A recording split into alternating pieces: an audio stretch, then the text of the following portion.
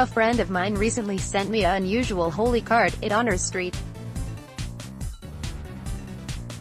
Mark Ji Tianxiang, a Chinese layman who was murdered in 1900, along with dozens of other Catholics in his village, in the vicious persecution of Christians during the Boxer Rebellion. That's not the unusual thing. The church has canonized many martyrs, including many Chinese martyrs. What's unusual about Street Mark is that he was an opium addict who was barred from receiving the sacraments for the last 30 years of his life.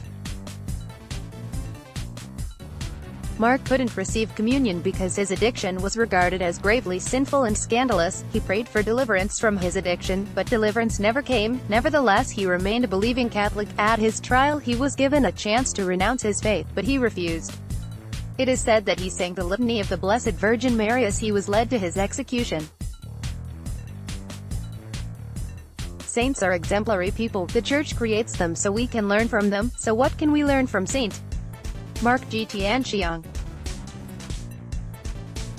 For starters, he shows that anybody can become a street, even a man who was kicked out of the Church for giving public scandal. By canonizing him, the Church also signals a different attitude toward addiction than the one Street Mark's pastors had a century ago. Drug abuse is sinful, but addiction is also a disease of the mind and body. Addicts today are not excluded from the sacraments because they are addicts.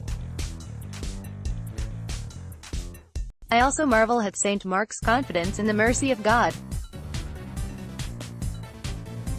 He probably shared the village's opinion of him, that he was a serious sinner who was behaving terribly. He must have felt despair in his futile struggles and perhaps some bitterness too. But he persevered in his faith. I suspect that in his brokenness he met the suffering Christ. In the end, he went to his death confidently, trusting that love would receive him. May we all imitate Street Mark. Previous article: 400 years of Jesuits in Canada. Next article: The Other Side of Chaos. Let's block ads.